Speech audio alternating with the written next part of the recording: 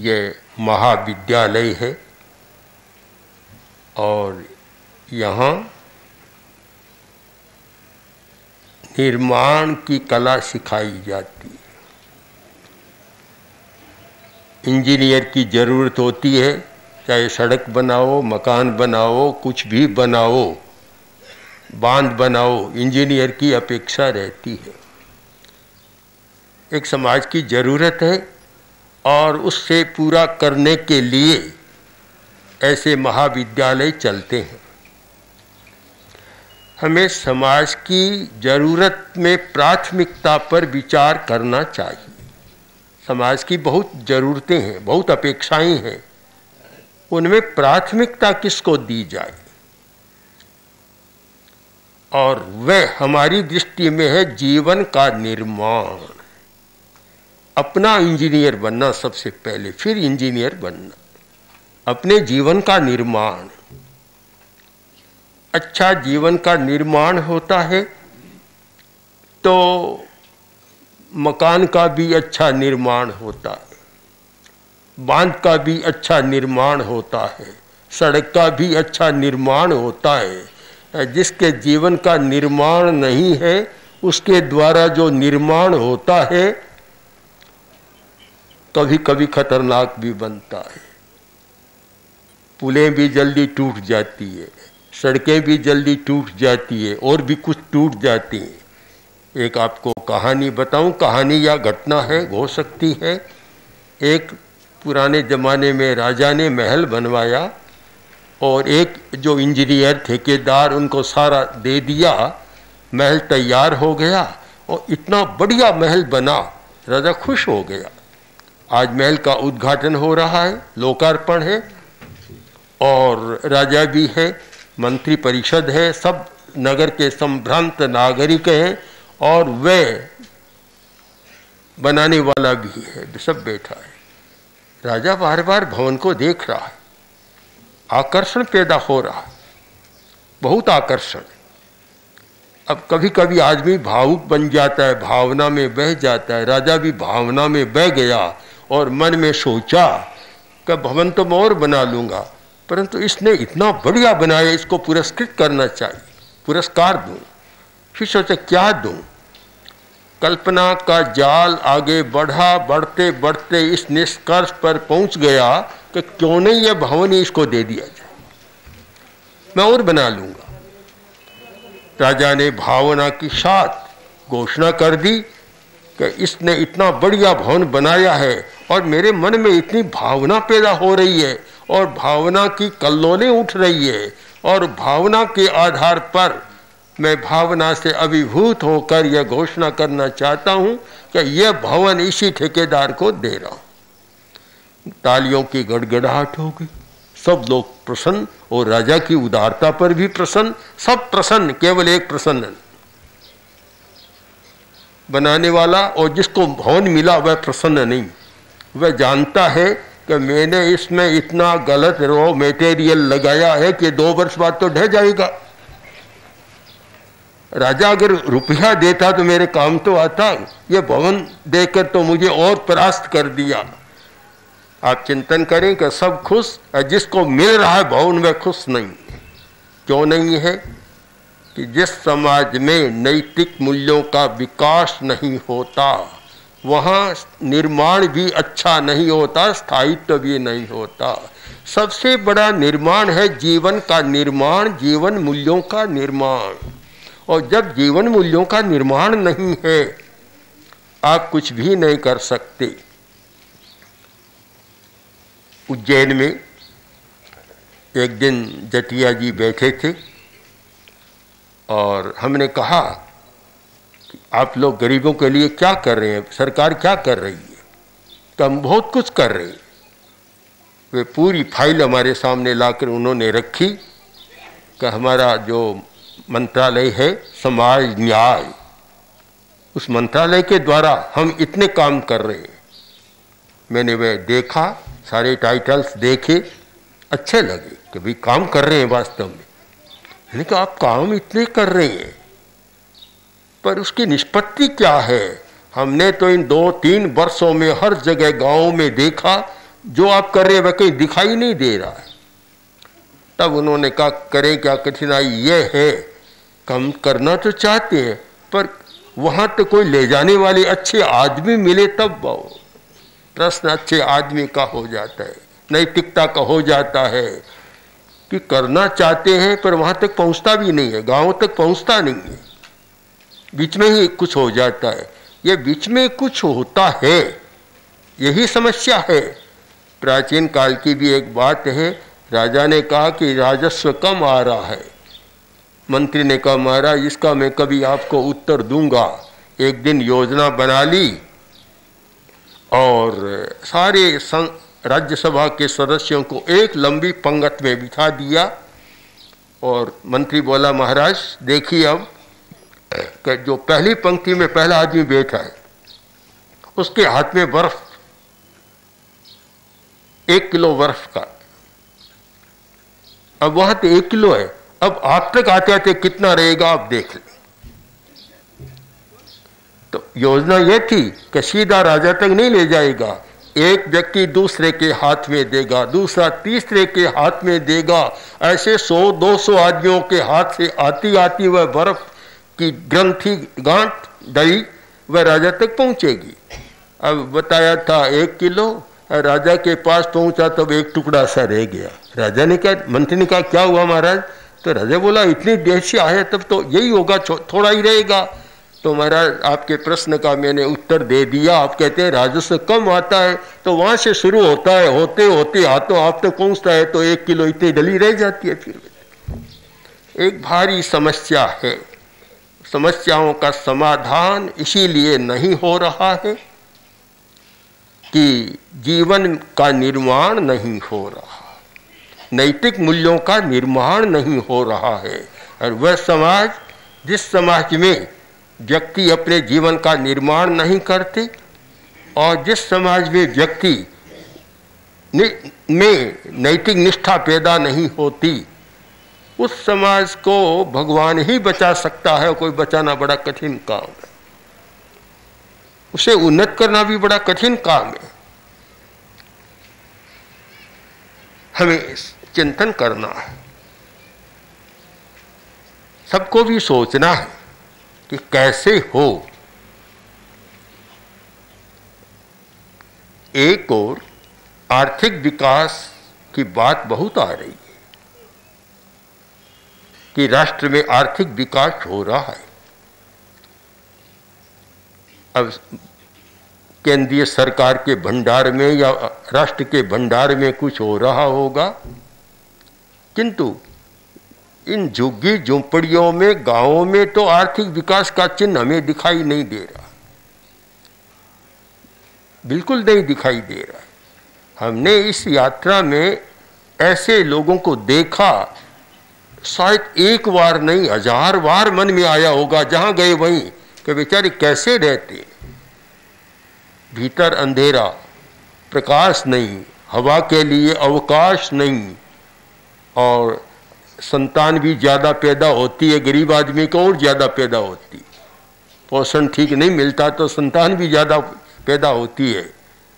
तो इतने बच्चे, इतने लोग एक छोटे से में कैसे रहते हैं, इस प्रश्न ने हमारे मस्तिष्क को पता नहीं सैकड़ों बार झकझोरा कि कैसे रहते। तब फिर उसी ओर ध्यान जाता है, अहिंसा की ओर और नैतिकता की ओर, कि अगर समाज में, राष्ट्र में नैतिक मूल्यों का विकास हो और अहिंसा का विकास हो तो शायद इस स्थिति में लोगों को रहने को विवश न होना पड़े।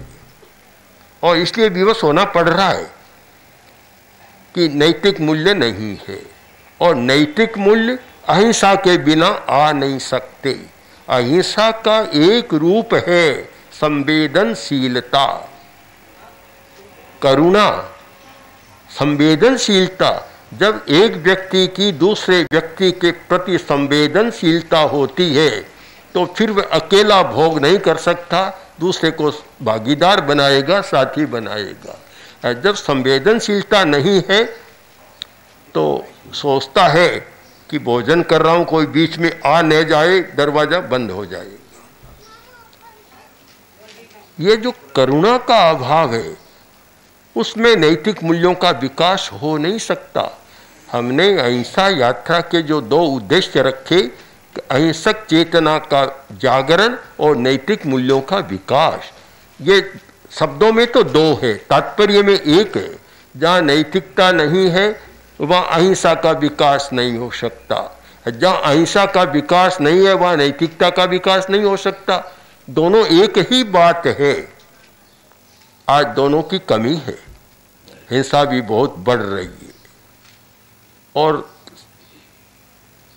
आश्चर्य की बात तो यह है कि विद्यार्थियों में भी हिंसा बहुत बढ़ रही है।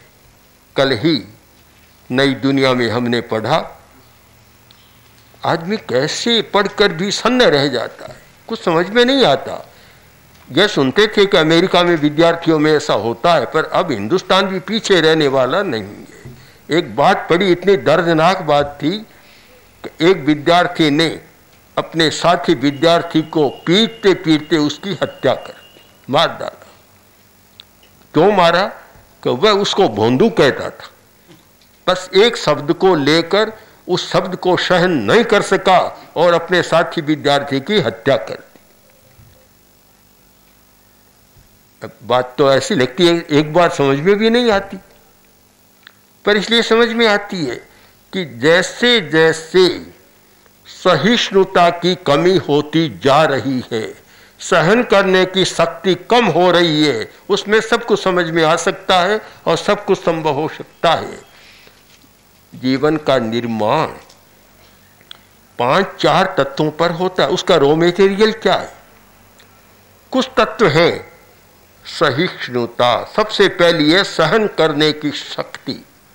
जब सहन करने की शक्ति होती है तो अच्छा निर्माण होता है और वह दूसरों का भी अच्छा निर्माण कर सकता है। सबसे बड़ा गुण है।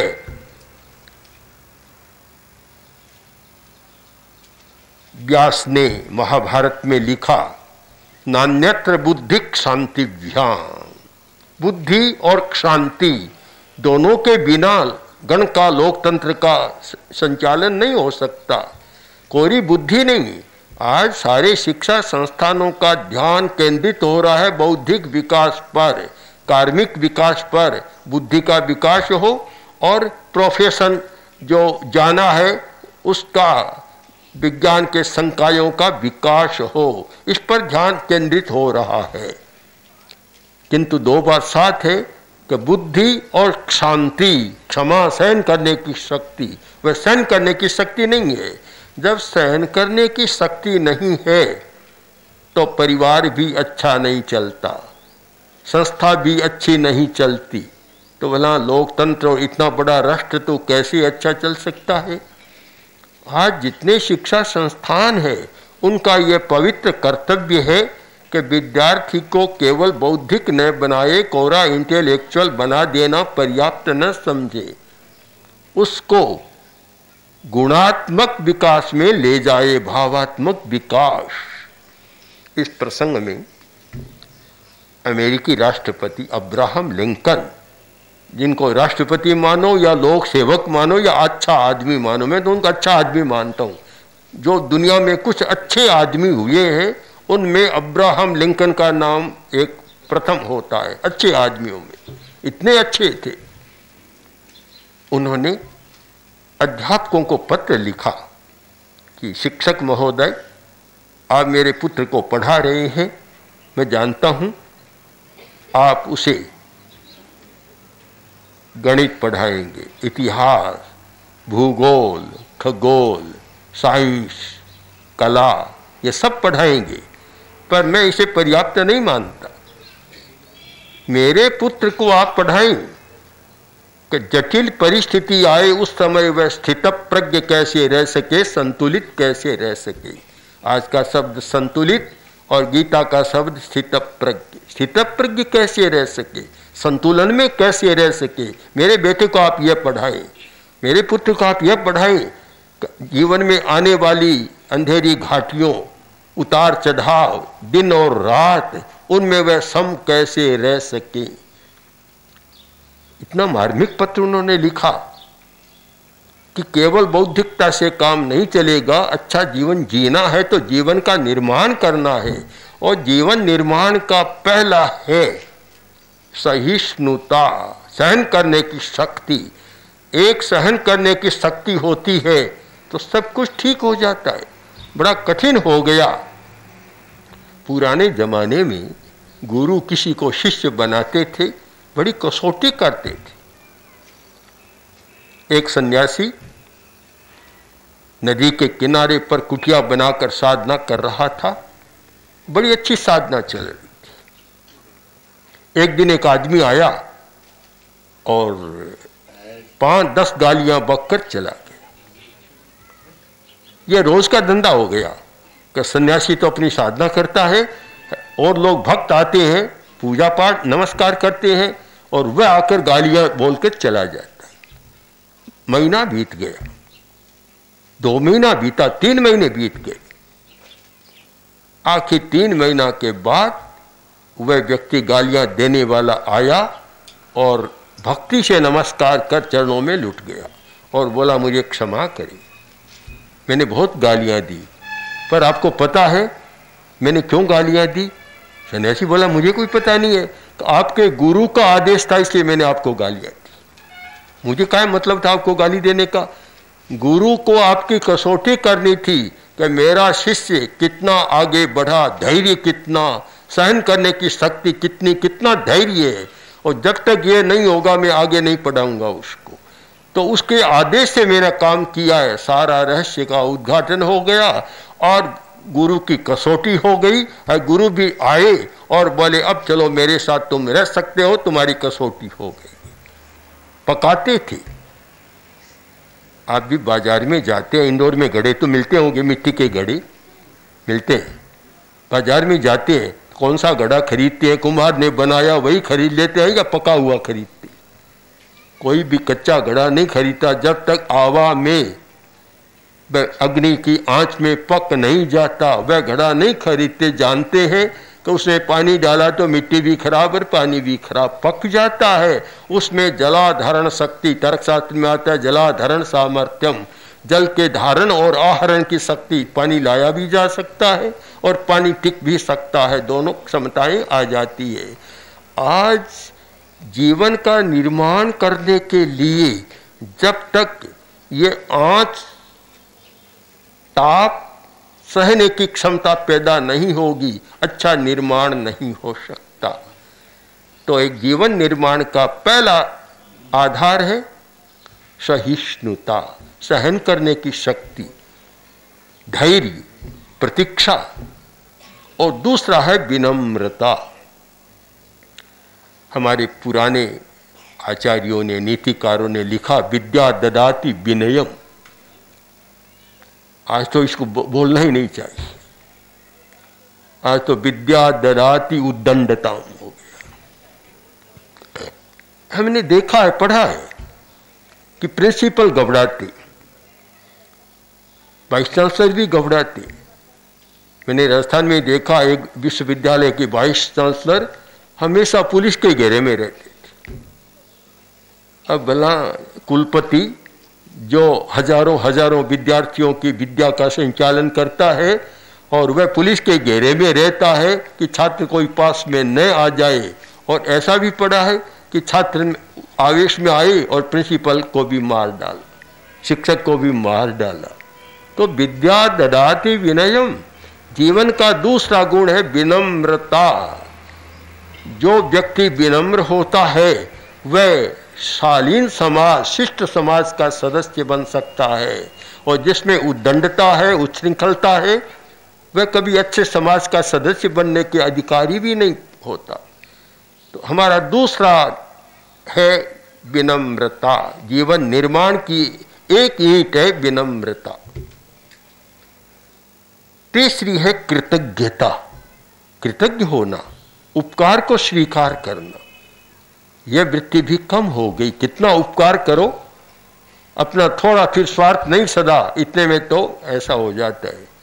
आजकल चुनाव के युग में तो देख रहे हैं कि किस संस्था में, किस दल में कितना पनपा, कितना महत्व मिला और वर्तमान में नहीं मिला।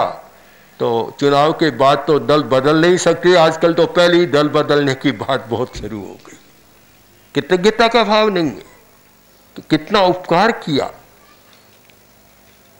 संस्कृत साहित्य में कहा गया कि एकाक्षर प्रदातारम यो गुरुम नाभिमन्यते श्वान योनौ शतं गत्वा, कि जो व्यक्ति जिसको एक अक्षर का किसी ने ज्ञान दिया उसके प्रति भी विनम्र नहीं है, कृतज्ञता का भाव नहीं है, तो वह क्या होता है वो अगली बात छोड़ दो, बहुत कड़ी बात है, मैं कहूं तो अच्छा है आज के जमाने। कृतज्ञता एक जीवन निर्माण का बहुत बड़ा गुण है। तो 3 गुण हो गए, सहिष्णुता, विनम्रता और कृतज्ञता।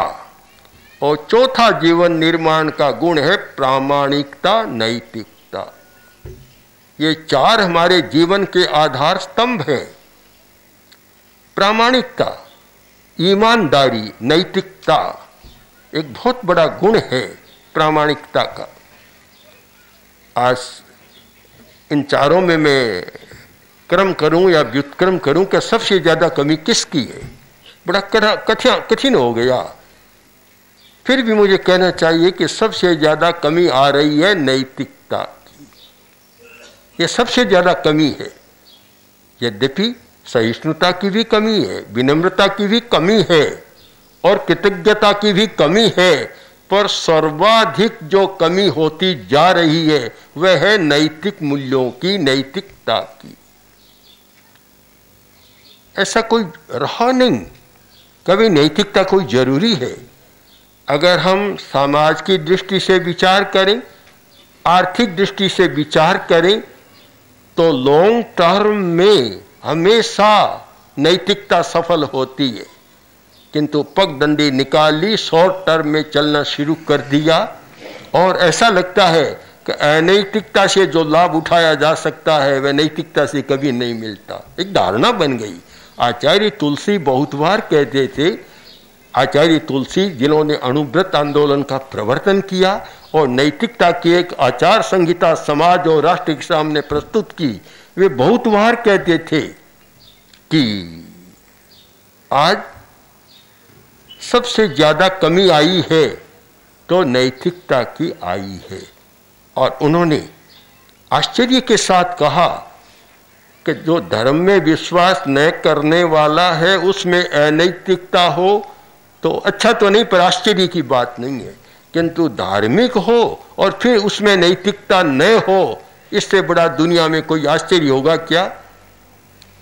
महाभारत का वह ना किमाश्चर्य मतः परं, यक्ष प्रश्न कहा था किमाश्चर्य मतः परं, इससे बड़ा और क्या आश्चर्य होगा। आज तो पूरे समाज में यह आश्चर्य हो रहा है कि धार्मिक है पर नैतिक नहीं है। आचार्य तुलसी ने अणुव्रत गीत में लिखा भी कि धार्मिक है पर नहीं की नैतिक बहुत बड़ा विस्मय है। धार्मिक है पर नहीं की नैतिक बहुत बड़ा विस्मय है। नैतिकता से शून्य धर्म का यह कैसा अभिनय है। कितना अच्छा लिखा कि धार्मिक है पर नैतिक नहीं है। सूरज तो है पर प्रकाश नहीं है। हो सकता है क्या? अगर धार्मिक है तो नैतिक होना पहली बात, तब फिर वह धार्मिक बन सकता है। पर ऐसा हो गया कि सूरज उग गया है, आकाश में सूरज तप रहा है पर अंधेरा ही अंधेरा। धर्म है फिर भी अनैतिकता, बहुत बड़ा विस्मय है। लेकिन आज तो चल रहा है, ये चल रहा है। ऐसा मान लिया कि धर्म ने भी अनैतिकता के साथ समझौता कर लिया कि भी तुम भी चलो मैं भी चलूं, तुम मुझे बाधा मत पहुंचाओ मैं तुम्हें बाधा नहीं पहुंचाऊं। ऐसा समझौता हो गया है, ऐसा गठबंधन हो गया कि दोनों नहीं बोल रहे, न धर्म बोल रहा है न अनैतिकता बोल रही है, कुछ भी नहीं बोल रहे, दोनों समझौते के साथ चल रहे। समझौता होना अच्छा है पर बुराई के साथ समझौता होना भी तो बुरी बात है। ऐसा हो गया क्या पूरे धार्मिक जगत के लिए आचार्य तुलसी की एक पंक्तियां चुनौती है, सोचने को विवश करती है, बाध्य करती है कि क्या सोचना चाहिए। ऐसा हुआ कि कोई ग्राहक गया दुकान पर, माल खरीदा, सारा नकली मिला, घर जाकर वापस देख कर आया, बोला कि मैंने तो आपको धार्मिक समझा था कि आप इतना धर्म करते हैं, पूजा पाठ करते हैं, इसलिए आपकी दुकान पर आया, यहां भी मुझे धोखा हो गया। बड़ी विचित्र बात है। आज समाज की सबसे बड़ी समस्या जो है ये अनैतिकता है। हमने इस पर काफी चिंतन किया, 2-3 वर्षों में अहिंसा यात्रा के दौरान सबका अध्ययन किया कि हिंदुस्तान की गरीबी नहीं मिट रही है, इसका सबसे बड़ा कारण है अनैतिकता। अर्थ की कमी नहीं है, आज सरकार के पास भी बहुत है, काफी है, अंतर्राष्ट्रीय मुद्रा का भंडार भी बढ़ा है, देने की क्षमता है, दे भी रहे हैं, पर अनैतिकता का इतना बड़ा अग्नि कुंड है कि उसमें सब स्वाहा हो जाता है, आगे तक पहुंचता भी नहीं है। पूरे राष्ट्र को इस प्रश्न पर गंभीरता से चिंतन करना है कि अनैतिकता के रहते ये गरीबी, अपराध, हिंसा, उग्रवाद, आतंकवाद, इस समस्या को कभी हम सुलझा नहीं सकते और बढ़ती जाएगी। कितने अपराध, इंदौर का तो मुझे पता नहीं, बंबई होकर अभी आया हूं और वहां आए दिन की घटना। अभी 2-4 दिन पहले भाई आया, उसने बताया कि 17 किलो सोना था, बस ताला तोड़ा, 17 किलो सोना लेकर भाग गया। एक दिन एक नहीं, कितनी घटनाएं होती है। सूरत में हमने देखा, आए दिन समाचार पत्रों में आज 50 लाख के हीरो को लूट ले गया कोई, इतना हो गया, ये हो गया। ये क्यों हो रहा है कि हमारा ध्यान नैतिक मूल्यों के विकास पर नहीं है। इसलिए हमें तो आश्चर्य नहीं होता। हमारे पास तो लोग आते हैं, कहते हैं कि इतना बड़ा भ्रष्टाचार, इतना घोटाला और महा घोटाला सब हो रहा है, हमें का आश्चर्य क्यों करते हो? क्यों करते हो? नैतिकता का विकास करने की जिन पर जिम्मेवारी है वे ही नहीं बचते हैं, तो तुम्हें आश्चर्य क्यों होना चाहिए? कोई आश्चर्य की बात नहीं है। एक बड़ा यक्ष प्रश्न जो पांडवों के सामने आया था, यक्ष प्रश्न, पर तो बहुत छोटे प्रश्न थे। आज का ये अनैतिकता का दैत्य तो कुएं में ऐसा बैठा है कि उसके यक्ष प्रश्नों का उत्तर देना तो किसी के बस की बात नहीं है। एक गंभीर प्रश्न है और इस पर चिंतन नहीं किया जाएगा तो मुझे लगता है कि 2-4 दशक के बाद राष्ट्र किस स्थिति में गुजरेगा वह अब ये नहीं कहना अच्छा है। दिख रहा है सामने चित्र। इसलिए सबको सोचना है कि कैसे जीवन का निर्माण हो। और ये जो विद्या संस्थान है वहाँ के ट्रस्टी बैठे हैं, शिक्षक बैठे हैं, विद्यार्थी भी हैं कुछ, सब लोग चिंतन करें, एक उदाहरण प्रस्तुत करें कि हमारे शिक्षा संस्थान में जो कोई व्यक्ति पढ़ेगा वह केवल पदार्थ का निर्माण नहीं करेगा, केवल वस्तु निर्माण नहीं करेगा, अपने जीवन का निर्माण पहले करेगा, फिर कोई निर्माण दूसरा करेगा। यह क्रम बन जाए तो फिर अगली पीढ़ी को ठीक किया जा सकता है, अच्छा हो सकता है। तो हम लोग धर्म की बात, बहुत लंबी चौड़ी बात, मुझे तो कोई पूछता है कि परमात्मा कैसे मिले, ये कैसे, मैंने पहले परमात्मा नहीं, पहले शरीर कैसे मिले इसकी बात सोचो।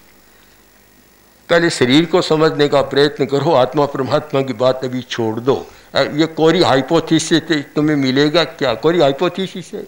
पहले कह गए से वर्णमाला से शुरू करो, सीधा एमए का पर्चा मत भरो। आपके यहाँ भी कोई विद्यार्थी आता है सीधा बस अंतिम फाइनल परीक्षा में बैठता है, पहली कक्षा में प्रवेश ही नहीं पाया, ऐसा हो नहीं सकता। किंतु हमारे समाज में और धार्मिक जगत में ऐसा हो रहा है। इसलिए सब लोग चिंतन करें, गंभीरता से सोचें कि इस स्थिति को कैसे बदला जा सकता है। और ये हमारा विश्वास है कि हमारा संकल्प हो तो हम बदल सकते हैं। संकल्प जा सृष्टि, उपनिषद का एक सुंदर वाक्य, संकल्प जा सृष्टि।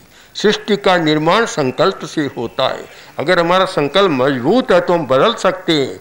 और हमने अपने प्रयोगों में, हम ज़्यादा प्रयोग में विश्वास करते हैं, प्रयोग कराए और योग विद्या के प्रयोग कराए, प्रेक्षा ध्यान के प्रयोग कराए, हमने देखा कितने लोग बदल गए, कितने बदल जाते हैं। तो आज हम आदमी को बदलने की बात और आदमी के निर्माण की बात, जीवन निर्माण की बात सोचे। और सब शिक्षा संस्थान, क्योंकि सबसे बड़ा दायित्व शिक्षा संस्थानों का है। अगर कोई बदल सकता है तो उसका सबसे बड़ा आज का अच्छा माध्यम है हमारे शिक्षा संस्थान। इससे बढ़िया कोई दूसरा विकल्प नहीं है। तो एक शिक्षा संस्थानों में एक नई लहर आए, एक नई चेतना जागृत हो, तो शायद समाज का और राष्ट्र का एक नया निर्माण हो सकता है। इसलिए आप जीवन निर्माण पर ध्यान केंद्रित करें। ओम।